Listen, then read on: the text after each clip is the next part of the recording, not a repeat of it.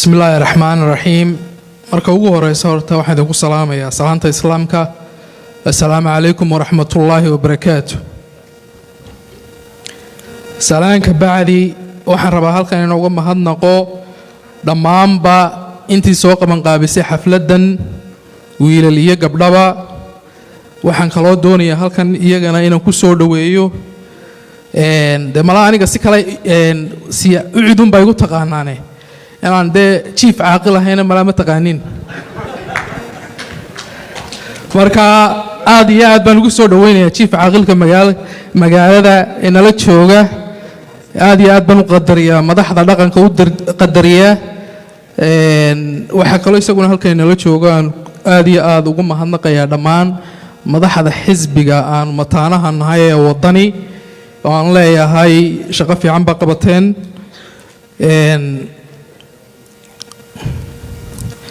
wasiir cadaani oo saaxiibanahay na waxaan leeyahay wasiir dardartaadii iyo hawshii aad intii aad xilka haysay sidii lagaaga bartay Soomaaliland gudaheeda wasaarad kasta oo aad gacanta ku qabataa inay u kacdo xisbiga wadanina dardartiisii waa laga arkaa USA iyo dhammaanba daafaha dunida. marka wasiir cadaani waxaan leeyahay hambalyo Allahumma bi'umarayn nabiga calayhi salaatu wasalaam wuxuu ku ducaysan jiray labada Umar. marka waxaan u maleynayaa xisbiga wadanina cadaani way ku ducaysteen Ilaahay baa waa qabalay. inta ka bacdi waxaan doonayaa halkan in kelmad tacsiya uga diro ummadii Soomaaliyeed ee ku geeriyootay magaalada Muqdisho. waxaan leeyahay dadkaas ay ka dhinteen Ilaahay cawl khayr qabaheedu ku bedelo. waa dad Soomaaliyeed weeyano masaakiina oo shacaba oo inta guryahoodii iyo meheradoodii loogu yimi lagu baabiyay. marka dadkaana waxaan leeyahay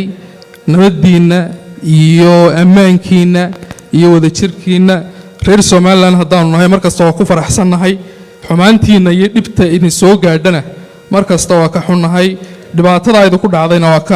waanu idinka tacsiyadeynaa aad iyo aadna waa uga xunnahay. xisbiyada mucaaradka ah xisbi mucaarada marka laga hadlay xisbiyada mucaaradku maxay yihiin? xisbiyada mucaaradka waxay la mid yihiin niman ama dad sales people dadka wax iibiyo kale product sida. xisbiyada mucaaradku waxay sidaan service. wixii haddaanu nahay maanta marxaladda meesha taagan tahay waxaanu la mataanaysanay ama aanu isku mowqif ka nahay xisbiga kale ee wadani ayaanu isku mowqif ka nahay. xisbiyo mucaarad baana laakiin ujeedooyinkayaga iyo hadafkayaga iyo barnaamijyada siyaasadeed waa laba xisbi qaran weeyaan way kala duwan yihiin. Somalilandna dadka reer Somaliland meel kasta ay ku nool yihiin degmada Goof Cabdo oo halkan jooga hadda aad iyo aad baan ugu faraxsanahay horta Cabdo inuu yahay nin reer Sanaaga aanu maartay islaan nahay laba nin oo reer Sanaaga. marka Cabdo waad arkayseen meesha siduu u shiday waa arkayseen waxaasuna waxa samayn kara reer Sanaaga. marka Cabdo aad iyo aad baan ugu faraxsanahay horta inuu yahay nin reer Sanaaga. degmada Goof oo aanu ka soo jeedo iyo degmada Darraweyne oo ku dhashay madaxweyne Muuse Biixi Cabdi intuba way noo siman yihiin. waa dad Soomaaliland walaalo ah iyo dhammaan degmooyinka kale ee Soomaaliland. sidaa daraadeed markasta ka xisbi ahaan iyo xisbiyada mucaaradku hadafkoodu waxa weeyaan inay ummadda mideeyaan. halkana waad ka arki kartaan maanta intaasoo qof oo halkaa isugu timi ama halkaa ka hadlaysa inaanay ahayn isku dayaan kaliya oo ay ka soo jeedaan min Sanaag darafkeeda ugu shishaysa iyo min Saylac ilaa iyo Boorame iyo inta u dhaxaysa. marka waxa weeyaan xisbiyada mucaaradka iyo xisbi xaakimka laftigiisaba waxaan u soo jeedinayaa oo siyaasadda aynu ku loolanno aynu isku eriyano laakiin shacabka reer Somaliland yaan la kala furfurin yaan la kala qoqobin yaan la kala reeraynin وإن la sheegaa oo la iibiyaa sida dadka sales people-ka ee product-ga iibinaya in barnaamijkooda siyaasadeed xisbi kastaaba uu iibiyo shacabka uu ka dhaadhiciyo laakiin aan la odhanin madaxweynaha ninkan isku reer yihiin ama xisbiga mucaaradka ninka hogaamiyihiisa ayay isku reer yihiin taasi qarannimadeenna iyo midnimadeenna ayay dhaawacaysaa runtiina waxaan leeyahay arrintaa aad iyo aad ha looga taxadaro ta kale aan ku daraya waxa weeyaan November 13 ilaahay waxaan ka baryayaa inta ka horeysa horta in xal siyaasi laga gaadho waayo qaran haddii uu dhaawac soo gaadho sida lagu kabaa aad iyo aad bay u howl badantay waddaday Somaliland soo martayna waa garanaysaan hubka dhigis nabadayn qaramayn kaabayaashii dhaqaalaha ama kaabayaashii dowladda dib loo soo dhiso in la sameeyo shir beeleedyo shir weynayaal la isugu imanayo beeluhu nin kastaaba reerkiisa uu soo dirsanayo odaygiisa madaxweynayaal lagu soo dooranayo xisbiyo siyaasadeed doorashooyin baarlamaan doorashooyin kala deegaan madaxweynayaal la doorto waxa weeyaan process aad iyo aad u dheer oo 30 sannadood soo taxnaa baynu soo marnay maantana ma doonayno inaan dib ugu noqono raadkeennii iyo meeshaynu ka nimi waa inaan hore u soconnaa waxa weeyaan madaxweynaha iyo dadka kale ee stakeholderska siyaasadda ku jira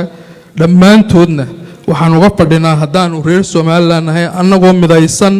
oo iswada wadana min degmooyinka aan idiin sheegay oo dhan oo aan magacaabay qaranka Somaliland wuxuu uga fadhiyaa maanta in horumar halka meeshii looga sii dhaqaaqi lahaa inay tilmaamaan taariikhdu nin kasta reer Somaliland oo waddanka madax ka noqda way xusaysaa mana doonayo anigu inaan maaragtay cidna aan ku fogaado laakiin haddaan anigu halkan madaxweynaha ka ammaano iyo haddaan ka habaara iyo haddaan ka maagaba taydu daw waxa weeyaan macna samayn maysa taariikhda Somaliland boqolaalka sanadood jiilasha iman doona ayaa buugaagta ku dhigan doona nin kastaaba wuxuu Somaliland ka soo qabtay Cabdiraxmaan Tuur oo ugu horeeyay madaxweynihii ugu horeeyay jamhuuriyadda Somaliland Muuse Biixi oo maanta iyo kuwa ka dambeyn doonaba jiilasha inaga dambeeya boqolaalka sanadood soo socda ayaa ka warrami doona iskuulada buugaagta loogu dhigi doona dimuqraadiyad nabadgelyo ayaynu iibinaynay maanta waxaan la soconaa in dimuqraadiyadda horta marka laga hadlayo waa saddex dhardhaar oo dee iskaba iyo dhardhaar afraad oo badanaa lagu daro oo la yidhaahdo saxaafadda oo iyadu ilaalisa watchdog oo dusha ka ilaalisa marka haddii la dhaawaco oo dhaawac soo gaadho dimuqraadiyaddii for example oo kale annaga u cid ahaan oo kale waxaanu samaynay barnaamijyo ama beejaj baanu samaynay Somaliland lagu kabo arrimaheeda dibadda oo kale lagu kabo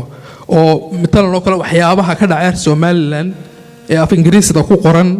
ee artikalada ayaanu soo ururinay waxaanu samayn jirnay markaa waan sii faafin jirnay dhalinyaro badan baan u xil saarnay waxyaabaha positive-ka always waan iska ilaalin jirnay waxyaabaha negative-ka inaanu faafino ee luqadaha qalaad ama jariiradaha international-ka ay Somaliland ka qoraan maanta marka saahdo Google garay Somaliland artikalada aad raadinaysid journalist la xidhay caaqil baa la xidhay suldaan baa la xidhay wax allaala waxaad soo qaadatay oo ummadda u sheegtid garan maysid yacni waxa weeyaan waddo khaldan weeyaan waddadaynu soo marnay iyo waddadaynu higsanayno marka la isu eego waddada maanta la taagan waa waddo khaldan madaxweynaha anigu shakhsiyan waan u ducaynayaa waxaan leeyahay ducooyinkii la odhan jiray